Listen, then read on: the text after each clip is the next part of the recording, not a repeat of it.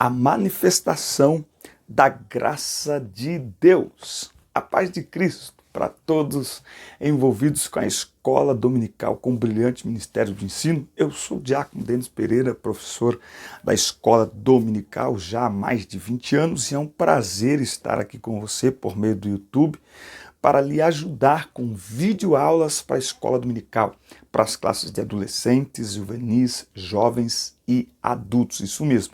Dê uma passeada aqui pelo canal e conheça, tem muito material aqui que com certeza vai ajudar você, porque é isso que os irmãos falam para nós aqui nos nossos feedbacks, aqui nos comentários do YouTube, tá certo? É muito importante isso. Dê uma passeada aqui no canal e conheça um vasto material para liderança, sobre relacionamentos, as pregações, as viagens, os bastidores, as nossas redes sociais, é tudo Denis Pereira Oficial. Você conhece a nossa família, você conhece o nosso trabalho e você interage com o nosso ministério, nos ajudando a crescer neste meio de comunicação tão importante que é o YouTube, que são as redes sociais, tá bom? Por isso, inscreva-se no canal aí agora. Vou esperar você se inscrever. 1, 2, 3. Clicou no botãozinho vermelho. Muito obrigado. Deus abençoe sua vida. Esta contribuição é muito importante. Ative as notificações também. Toda vez que eu postar um material novo, o YouTube avisa você em primeira mão. O ano está só começando, a expectativa está a 1000 para esse início de ano. Tem muita coisa linda que Deus está trazendo no nosso coração para que nós possamos compartilhar aqui com os irmãos que comentam os nossos vídeos. Não dá para ler os comentários, mas só o nome aqui, ó. Miriam Ferreira esteve comentando aqui o nosso vídeo.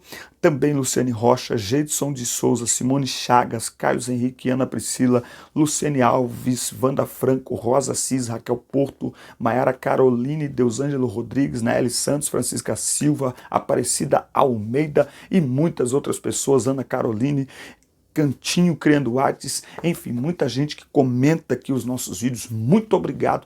Continue dando a sua contribuição.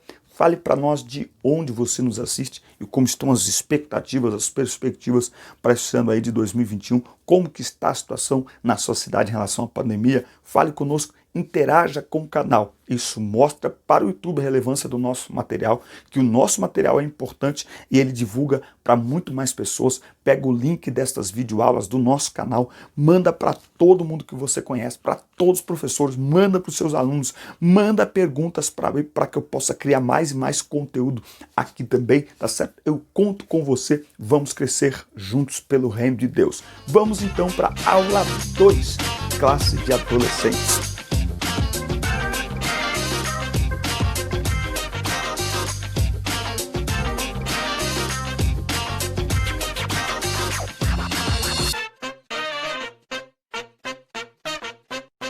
A manifestação da graça de Deus. Eu quero lembrar que aqui na descrição dos vídeos tem 2 links. O primeiro, para você abrir grupos do WhatsApp, entrar em grupos no WhatsApp, tá bom? Grupos de professores de todo o Brasil, onde a gente compartilha materiais em PDF e conversamos durante a semana sobre a próxima aula. E tem um outro link aí também, que você baixa material em PDF, tá bom? Você entra numa pasta no Google Drive e baixa o material das aulas em PDF, tá certo? A manifestação da graça de Deus, o texto bíblico está em Romanos 5, versículos de 12 a 21. O versículo 15 diz: mas existe uma diferença entre o pecado de Adão e o presente que Deus nos dá. De fato, muitos morreram por causa do pecado de um só homem. Mas a graça de Deus é muito maior e ele dá a salvação gratuitamente a muitos por meio da graça de um só homem, que é Jesus Cristo. Então nós vamos entender um pouco sobre a manifestação da graça de Deus. Eu particularmente gosto muito desta lição dos adolescentes vencedores. É um currículo rotativo. Quem está há muito tempo nessa classe sabe que de 2 em 2 anos repete-se a lição, mas a ideia é que os alunos acompanhem aí essa grade curricular, e então isso repete para o professor, mas não é para repetir para o aluno, porque quando conclui esse estágio aí de 2 anos, o aluno é para ser promovido para a classe de juvenis. Nem sempre isso acontece, mas eu diria também que se a aula repetir-se para o aluno é bom, porque em 1 hora a gente não consegue absorver tudo de uma vez Não. Tá legal? Não há nada melhor do que olhar para a história e ver a operação e a generosidade da graça de Deus. Além de você, ela alcançou e resgatou pessoas como Maria Madalena, Saulo de Tarso, C.S. Lewis, John Stott, Charles Colson, Gunnar e Frida Wingren, Daniel e Sarah Berg. A maravilhosa graça não faz distinção de pessoas. João 3,16. Porque Deus amou o mundo de tal maneira que deu o seu Filho unigênito para que todo aquele que nele crê não pereça, mas tenha a vida eterna. Então, a graça de Deus está disponível para todos os homens. Não existe para a graça de Deus nenhum pecador que não possa ser alcançado. Por mais fundo que seja o poço que o homem se encontre, a corda da graça sempre poderá alcançá-lo. Por mais distante que o homem esteja de Deus, a graça pode alcançá-lo. Por mais densas que sejam as trevas que uma pessoa se encontre, a graça pode iluminá-lo. A graça está disponível a todos os homens. Nós vamos falar então sobre a graça, que é um presente que Deus nos dá. O que é a graça? Certamente você já cantou, ouviu pregações, recitou poemas, leu textos bíblicos, postou na rede social e talvez até falou sobre ela para um amigo, mas ainda assim persiste em sua mente uma intrigante e desconcertante pergunta. Afinal de contas, o que significa mesmo a palavra graça? Bom, é sobre isso que nós vamos falar. Agora, para início de conversa, é interessante nós falarmos que não podemos falar sobre a graça sem tratar do pecado, uma vez que a graça é o que Deus concede aos pecadores. Assim, somente uma correta compreensão sobre o pecado nos dará o devido sentido do significado da graça revelada em Cristo Jesus, ok? Então, às vezes a gente percebe que se fala muito sobre graça sem falar sobre pecado. A graça é dada aos pecadores, ok? E a graça é dada para transformar os pecadores. Vamos ver isso. O apóstolo Paulo é enfático ao dizer: todos pecaram e estão afastados da glória, da presença de Deus. O salário do pecado é a morte. Então, tipo assim, nós precisamos, se nós quisermos ter uma compreensão correta da graça e dar às pessoas uma compreensão correta da graça, nós precisamos entrar no poço de lama que é o pecado, vamos dizer assim. Nós precisamos levar as pessoas a enxergar o poço de lama que é o pecado, mostrar que o pecado mata, mostrar que o pecado nos afasta de Deus, mostrar que o pecado nos condena, mostrar que o pecado cria um muro de separação entre nós e Deus, ok? Então não adianta. O pecador, as pessoas precisam ter essa percepção. O pecado é uma afronta contra Deus. A graça manifestada é para que o pecador se afaste do pecado para então se aproximar de Deus. E não essa graça barata, graça sem cruz, graça sem arrependimento, não é? Então, o pecado, ele nos torna inimigos de Deus, não amigo. Então, Efésios capítulo 2, versículo de 1 a 3, eu gosto muito, porque ele mostra a condição do homem sem Deus. É interessante nós notarmos isso. Efésios 2, ele vos concedeu a vida, estando vós mortos nas vossas transgressões e pecados, estando o quê? Mortos, nos quais andastes no passado, conforme o curso deste sistema mundial, de acordo com o príncipe do poder do ar, o espírito que agora está atuando nos que vivem na desobediência. Anteriormente, todos nós também caminhávamos entre eles, buscando satisfazer as vontades da carne, seguindo os seus desejos e pensamentos, e éramos por natureza destinados à ira. É isto que o homem é. Sem Deus, sem a graça, condenado, morto, destinado ao inferno, condenado a sofrer o castigo eterno. Agora, Em meio a isso, então, olha só, nesse ambiente de destruição, de degradação, é nesse ambiente que Deus manifesta a sua graça. Você sabe qual que é a primeira manifestação da graça na Bíblia? A primeira manifestação visível da graça na Bíblia está lá em Gênesis capítulo 3, quando o homem pega do fruto e come. A Bíblia diz que Deus desce no jardim, aparece no jardim, e Deus, sabendo que o homem já tinha pecado, Deus chama Adão pelo nome e pergunta: onde estás? Preste atenção, Deus estava no mesmo lugar que ele sempre teve. Deus está no lugar que ele sempre está. Ele nunca muda de lugar. O pecado nos afasta de Deus. O pecado nos leva para longe de Deus, mas ele permanece no seu lugar. Então, a graça é a manifestação de Cristo para nós, nos trazendo salvação, ok? Então, a graça não é apenas favor imerecido, ela é também favor concedido. Ela é favor imerecido, ela é favor imerecido porque aqui nesse ponto da lição, vale a gente pontuar aqui uma coisa muito bonita, que é o seguinte: qual a diferença entre graça e misericórdia? Graça é receber o que não merecemos.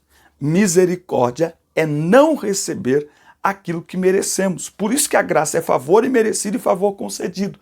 Favor imerecido porque nós não merecíamos a graça, não merecíamos a salvação. O que nós merecíamos? Nós merecíamos a condenação, a morte, o castigo eterno. Então Deus nos concedeu a sua graça. A graça vai muito além do conceito meramente intelectual.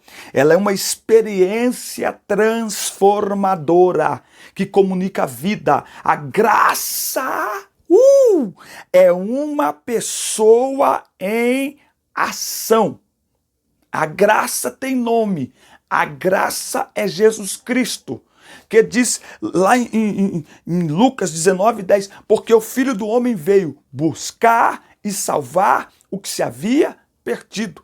Lucas capítulo 6, me falha a memória, quando Jesus chama Levi e as pessoas dizem, mas ele vai sentar com publicanos, comer com publicanos, ele diz, eu não vim chamar os justos, mas pecadores ao arrependimento. Então guarda isso, grava isso. Graça tem nome, o nome é Jesus. E graça é mais do que um discurso intelectual, espiritual. Graça é uma experiência transformadora, porque graça é Cristo em pessoa, mudando a nossa vida, entrando na nossa vida, transformando a nossa vida, nos tornando cada vez mais e mais parecidos com Ele, a sua imagem e semelhança todos os dias. Graça é Deus se humilhando em favor de nós, Deus vindo nos resgatar, Deus se entregando generosamente em Cristo Jesus e por intermédio dele. Ah, maravilhosa graça. Então, a partir de hoje, toda vez que você lembrar da graça, lembra de Jesus. A graça tem nome,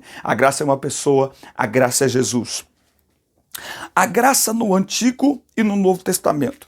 A partir do Antigo Testamento está caracterizado pelo tempo da lei ou dispensação da lei, como alguns estudiosos denominam. Ao folhearmos as páginas do Antigo Testamento e do Novo também, nós veremos a graça de Deus. Até porque se a graça é uma pessoa, a graça é Jesus, Jesus está presente do início ao fim da história. Considerando a graça como uma demonstração da misericórdia e do amor de Deus pelo ser humano pecador, que não merece o favor, fica evidente a presença da graça no Antigo Testamento. Afinal de contas, Israel merecia ser escolhida como nação, sendo uma nação ingrata, infiel, desobediente. O que dizer de Jacó? O que dizer de Elias? O que dizer, enfim, de todas as pessoas que foram alcançadas pela misericórdia de Deus? Moisés assassinou um egípcio, Davi cometeu adultério, a esposa de Oséias foi infiel. Enfim, tantas pessoas que nós sempre vamos olhar para isso. E é por isso que nós precisamos entender como Deus trabalha. Quando a gente olha para alguém e às vezes a gente vê um erro, um defeito em alguém e Nós procuramos muitas vezes que as pessoas que Deus usa sejam perfeitas.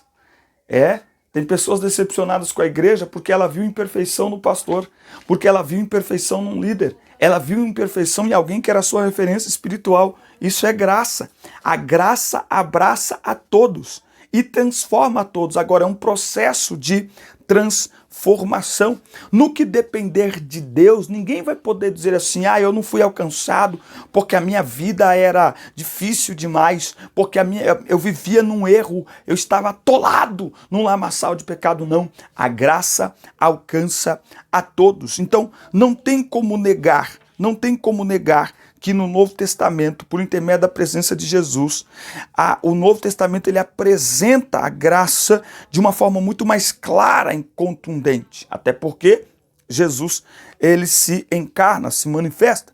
O tempo divino onde o Filho de Deus morreu na cruz do Calvário a fim de pagar e perdoar os nossos pecados, razão pela qual o próprio apóstolo Paulo diz que pela graça de Deus vocês são salvos por meio da fé. Isso não vem de vós, é um presente dado por Deus. A graça é um presente dado por Deus, não vem de nós.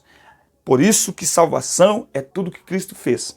Salvação não tem nada a ver, a conquista da salvação não tem nada a ver com qualquer coisa que nós façamos. Salvação é graça, pura graça. Agora preste atenção no que a lição está enfatizando. A graça é uma pessoa, a graça é uma experiência transformadora. E eu deixo aqui uma pergunta para vocês fazerem aí aos alunos aí na sua sala. Aproveita aí durante a semana, manda no WhatsApp esta pergunta.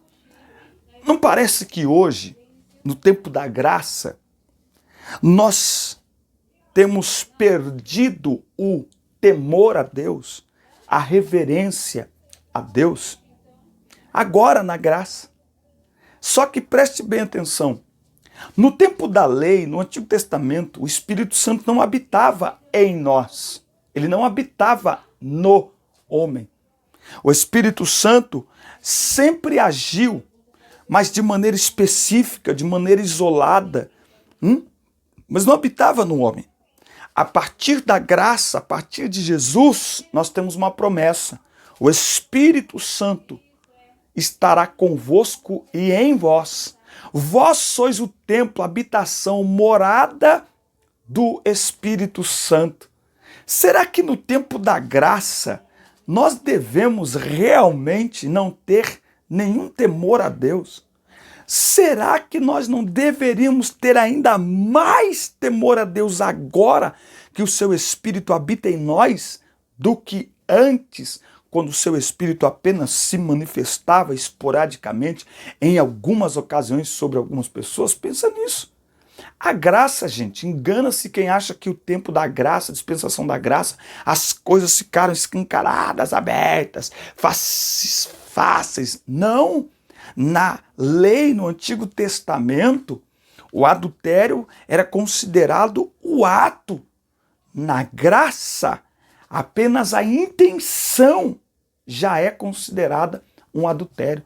O olhar para uma mulher e desejá-la já é considerado adultério. Por isso que Jesus disse lá para a mulher em João 4, olha, o Pai procura os verdadeiros adoradores que o adorarão em espírito e em verdade, porque Deus é espírito.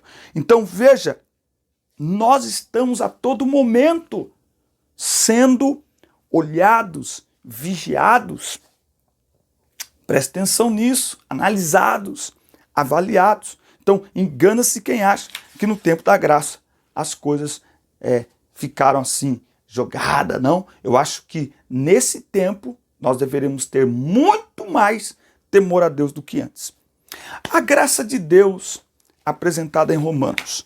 A carta de Paulo à igreja que está situada em Roma é a mais longa e doutrinária de todas as cartas do Novo Testamento. Não por acaso o reformador Martinho Lutero chamava de a verdadeira obra-prima do Novo Testamento.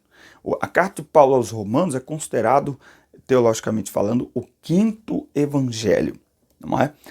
Tudo que Jesus vai fazer nos evangelhos e que está descrito nos evangelhos, o plano de salvação, enfim, é Paulo que vai explicar. E Romanos é o maior tratado sobre salvação que nós temos. Se a gente conseguisse absorver tudo que Romanos tem, a gente conseguiria absorver a nossa maior base para o Evangelho. Nesta carta, o apóstolo Paulo trata de questões relacionadas à justiça de Deus, à justificação pela fé, o pecado, a graça de Deus, a influência de grupos judaizantes na igreja, a questão entre alguns crentes gentios e judeus em relação à dieta de alimentos, enfim. Ao iniciar sua carta, nos 3 primeiros capítulos, o apóstolo argumenta de forma doutrinária que a humanidade precisa desesperadamente da graça de Deus para viver. Caso contrário, ela será alvo do juízo eterno de Deus. Ele anuncia uma notícia de que o ser humano está separado de Deus por causa do pecado. Separados, distantes de Deus. E embora distantes de Deus, os pecadores não pedem sua ajuda, seu auxílio. Por quê? Porque demonstram dureza de coração. Por isso, eles buscam satisfazer suas próprias paixões. Vivem monitorando o próximo como se fossem juízes. Se acham dignos de algo devido aos seus próprios méritos. Mas não tem jeito, todos pecaram. E é interessante isso, porque já que todos pecaram, não tem como alguém se achar melhor do que ninguém. Não tem como alguém achar que merece alguma coisa, não. Todos pecaram, logo, todos precisam reconhecer a graça que está disponível para todos, porque todos pecaram. Agora, Deus já mostrou que o meio pelo qual ele aceita as pessoas, que é pela fé, que elas têm em Jesus. Essa boa notícia nos diz que podemos ser aceitos pelo Pai e tornados justos pela fé em Cristo, tendo paz com Deus. E é isso que a graça propõe. A graça propõe que o homem que está distante de Deus, afastado de Deus, em inimizade contra Deus, a graça é o caminho. Jesus disse: eu sou o caminho, a verdade e a vida. A graça é o caminho que conserta esse relacionamento entre o homem e Deus. Olha só que coisa extraordinária, Efésios 2:13. Todavia, agora em Cristo Jesus, vós que antes estáveis distantes, fostes aproximados mediante o sangue de Cristo, porquanto ele, quem? Cristo, é a nossa paz. De ambos os povos fez um só, e derrubando o muro de separação, em seu próprio corpo desfez toda inimizade, ou seja, anulou a lei dos mandamentos expressa em ordenanças, para em si mesmo criar dos dois um novo ser humano, realizando assim a paz e reconciliar com Deus os dois em um só corpo pelo ato na cruz, por intermédio do qual ele destruiu toda a inimizade. E vindo ele, proclamou a paz para vós que estáveis longe, e da mesma forma para os que estavam perto, pois por meio dele, tanto nós como vós, temos pleno acesso ao Pai por um só Espírito. A graça é o caminho que conduz o homem de volta para Deus. A graça é o caminho que quebra a inimizade e que promove a paz entre Deus e os homens. E isso é evangelho. A proposta do evangelho, em primeiro lugar, prioritariamente, quase que exclusivamente, é promover a paz entre o homem e Deus. Não é paz consigo mesmo. O evangelho não é promover que o homem tenha paz consigo mesmo. Tem muita gente com paz consigo mesmo no inferno. Não. O evangelho é uma proposta, em primeiro lugar, de promover a paz entre o homem e Deus. A proposta do evangelho é aproximar o homem que ficou distante de Deus por causa do pecado, e isso se faz através da graça, isso se dá através de Jesus Cristo. Amém? Eu falo que essa lição é maravilhosa, é especial, espero que você tenha gostado, que você assista, compartilhe, inscreva-se no canal, ative o sino de notificações, vem para os grupos da EBD no WhatsApp, fiquemos juntos, Deus tem muita coisa para falar conosco nesse trimestre. A lição 3, a respeito dos dons, não seja ignorante. Gente, isso aqui é uma carta extraordinária, uma revista extraordinária. Eu não sei como tem professor que reclama, vai repetir, vai repetir. Eu tô repetindo esse vídeo aqui. Eu já tenho esse vídeo no YouTube gravado há 2 anos, tô gravando de novo e com certeza eu aprendi algo e eu falei algo aqui que eu não falei no vídeo anterior. Por quê? Porque nós temos esta experiência. A Bíblia é uma fonte inesgotável. Deus te abençoe. Até o próximo domingo. Deus abençoe.